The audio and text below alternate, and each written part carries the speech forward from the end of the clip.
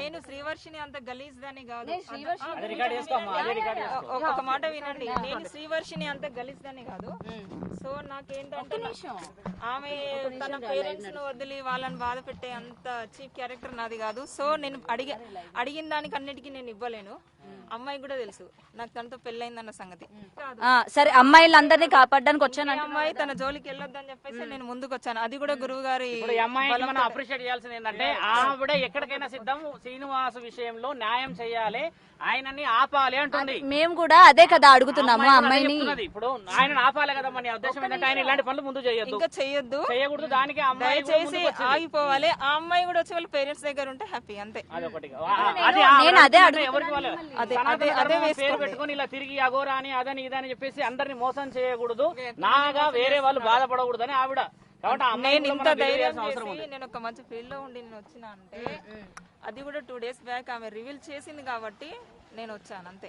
తనకు కూడా మేము కూడా నిన్ను ఇబ్బంది పెట్టాలని కాదమ్మా, జస్ట్ అసలు ఆడవాళ్ళు ఆడిని ఎట్లా నమ్ముతున్నారు అన్నది క్వశ్చన్ చేయడానికి వచ్చాం. మీకు ఏ మాయమాటలు చెప్తున్నారు, ఎట్లా నమ్మిస్తున్నారు ఆయనతో ఉండండి. ఏంటండి, నేను శివరుద్ర గారికి మా మామయ్య చాలా మంచి సన్నిహితుడు. సో తను 2 days లో రివీల్ చేసింది కాబట్టి మా మామయ్య నన్ను పట్టుకొని వచ్చారు. ఈయన సమక్షంలో మామయ్య ద్వారానే నేను వచ్చాను. ఎందుకంటే ఈయన నాకు ఏమంటారు, అది సపోర్ట్ చేస్తా అని చెప్పేస్తే నేను వచ్చాను, అంతే తప్ప నాకు ఇంకేది. అమ్మాయిని ఇబ్బంది పెట్టకుండా అమ్మాయిని కాపాడే బాధ్యత అందరికి ఉన్న తల్లి. మీరు ఆలోచన ఈ విషయం మా మామయ్య కూడా మొన్ననే తెలిసింది కాబట్టి నన్ను పట్టుకొని వచ్చారు. లేకపోతే నేను నిన్ను చాలా మిస్ అవుతున్నా రాధి, చాలా మిస్ అవుతున్నా, చాలా గుర్తుకొస్తున్నా. బట్ ఏం చేస్తాం, కానీ నేను వచ్చుడితోనే అయితే నీకైతే తాళి కడతాను Radhi. Love you miss you, love you. నాతో నవ్వట్లేదమ్మా, చాలా పెయిన్గా ఉంది హార్ట్లో. నీకైతే ఎప్పుడు నేను ఈ ప్రేమనైతే నీ నుండి మన ఇద్దరం జీవితాంతం ఇలా కలిసిమెలిసి ఒకటే ఇంట్లో ఉండాలని నా కోరిక. ఆ కోరిక నువ్వు ఎంత దూరం తీసుకెళ్తావు అనేది your decision. But for ever never నువ్వు ఎప్పుడు నాకు డిఫరెంట్. ఇంకా అది నువ్వు వేరు, ఇంకా అందరు వేరు, నా బెస్ట్ వేరు, నువ్వు వేరు, అంతే. నీ లెవర్ వేరు, ఇంక అంతే. నీకు తాళి కట్టిన తర్వాత నీకే అర్థమవుతుంది నా ప్రేమ. సరే నా ముద్దుల పెళ్ళమా, నువ్వు ఎట్లా అంటే అట్లనే. నీకు ఎక్కువ కష్టపడకు, నీకు చూడు, నీకు అయినంత వరకే చూడు, నేను వద్దంటలేను, ఓకేనా? అరే మాధవ్, నేను మాట్లాడతాను, సాయంత్రం మాట్లాడతాను. ఇప్పుడు అల్లూరి శ్రీనివాస్ గారు ఉన్నారు కదా, ఆయన ఫస్ట్ నన్ను పెళ్లి చేసుకున్నాడు. మా మ్యారేజ్ January 1st అయింది, ఆయన బర్త్డే రోజు. తర్వాత ఇంకో అమ్మాయి వర్షిణి అనే అమ్మాయిని January 13న చేసుకున్నా అన్నాడు. మరి ఫస్ట్ భార్య నేను ఉండగా ఇంకో అమ్మాయిని ఎట్లా చేసుకుంటాడు? ఇట్లా ఎంతమంది ఆడపిల్లల జీవితాలతో తను ఆడుకుంటాడు. అందుకే నేను ఇది ఆగాలని నేను ముందుకు వచ్చాను.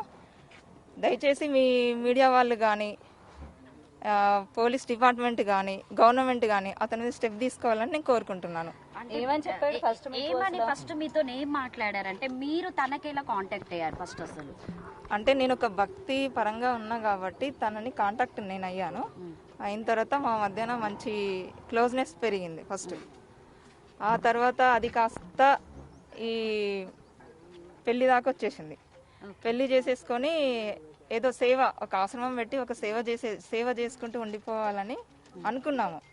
దానికి ప్రిపేర్ కూడా అయ్యాము.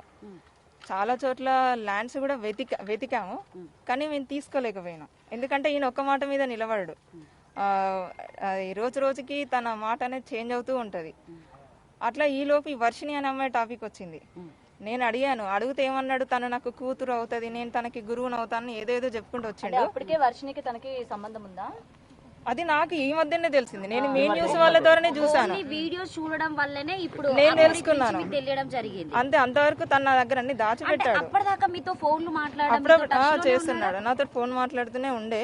కానీ ఇప్పుడు గత ఒక 20 days అంటే మార్చి ఎండింగ్ లో ఏంటంటే ఆ అమ్మాయిని నేను పెళ్లి చేసుకుంటాను, ఇంకెప్పుడు నువ్వు మళ్ళీ నా లైఫ్ లోకి రాకని చెప్పేసి అంటే మీరు తను కూడా ఒక నన్ను అమ్మాయే బ్లాక్ కదా? లో పెట్టేశాడు. మొన్న వైష్ణవిని పెళ్లి చేసుకున్నట్టు మీకు కూడా ఏమైనా పెళ్లి చేసుకోవడం జరిగిందా? ఏమైనా ఉన్నాయా? చేసుకున్నాడనే చెప్తున్నాను అంటే నేను. ఎలా నమ్మారు? అంటే పెళ్లి అంటే తను కూడా ఒక ఆ transgender తాళి కదా? చూపి అమ్మా, తాళి చూపి, అది ఎక్కడుందా తాళి? తాళి ఉన్నాయి నా దగ్గర, కానీ నేను తన మెడలో, నేను చెప్తున్నాను, తన మెడలో వెండి తాళి ఉంటది. మీరు చూసారా, అగోరి మెడలో వెండి తాళి ఉంటది, అది నా మెడలో తాలే. నా దగ్గరికి వచ్చి తీసుకొని వెళ్ళిపోయాడు. మార్చి 10th రోజున నా దగ్గరికి వచ్చి నా తాళి నాకు ఇచ్చేసి ఇది తాళి కట్టింది. ఈ తాళి కట్టడం చేత ఆ అమ్మాయిని ఇబ్బంది పెట్టాడు. ఇది మెడలో వేసాడు. చూడండి, అది కూడా కాదు, తన మెడలో ఉన్న వెండి తాళి కూడా నా మెడలో ఉన్నది.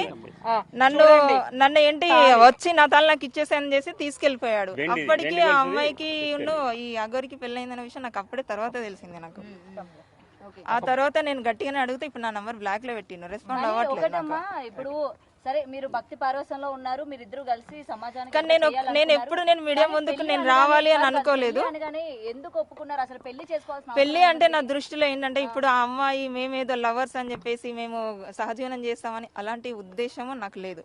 నాకేంటంటే నాకు ఇప్పుడు కాదు, తన కలవక ముందే నాకు ఒక ఆశయం ఉండే, ఒక ఆశ్రమం పెట్టాలి, గోమాతలని కానీ ఏదన్నా వృద్ధులని కానీ ఇలా చూసుకోవాలని నేను, మా మామయ్య, మా అన్నయ్య మేము ఒక కమిటీగా అనుకున్నామా. సో ఈయన కూడా సేమ్ నాకు అనుకూలంగా మాట్లాడేసరికి సరే అలా ఒక భక్తురాలుగా ఉండిపోవాలి తప్ప ఇది ఇంతవరకు ఆగిపోవాలని నేను అలాగే ఉన్నాను. ఎక్కడ కలిసారు మీరిద్దరు ఫస్ట్ టైం? పరిచయం ఎట్లా? నాలాగా ఇప్పుడు ఆ వర్షిని అమ్మాయి కూడా ఏంటంటే తను చిన్నపిల్ల. సో తను ఏంటంటే తను లవ్ చూపిస్తాడు. ఎలా అంటే ఇక అది ఒక మీ నిజమైన ఆయన అంటాడు కదా, అంగం అని, అంగం ఉన్నోళ్ళు కూడా చూపెట్టలేనంత ప్రేమ చూపిస్తాడు. 3 నెలలు అవుతుంది. 3 నెలల్లో మీరు ఎందుకు ముందుకు రాలేకపోయారు? ఇప్పుడు వాళ్ళు పెళ్లి చేసుకుంటున్నాము మేము నిజంగానే నాకు 15 days బ్యాకే తెలిసింది. మీరు ముందుకు వచ్చారు కదా, అంతకు ముందు నుంచి కూడా 15 days బ్యాకే తెలిసే. మీరు వాళ్ళకి అంటే ఇది నిజం, ఇది జరిగిందని చెప్పేసి మీరు ఓపెన్ అయితేనే మిమ్మల్ని జనాలు రిసీవ్ చేసుకోగలుగుతారు. నాకు వర్షిని అమ్మాయితో తిరుగుతున్నాడన్న సంగతి జస్ట్ నాకు 15-20 days బ్యాకే తెలుసు. అంటే అంతకు ముందు నుంచి కూడా మీడియా నాకు తెలీదు. మీరు చూడలేదా? నాకు ఆ అమ్మాయితోటి నేను అంతకుముందు నేను ఇది పట్టించుకోలేదు. జస్ట్ 20 days బ్యాక్ ఈ వర్షిని అమ్మాయి బయటకు రావడము, తర్వాత ఆమెను పట్టుకొని తిరగడము అదంతా నేను అడిగాను. కానీ పెళ్లి అనేది ఈ మధ్యన రిలీజ్ చేసిండ్రు కదా, అందుకే నేను ముందుకు వచ్చాను.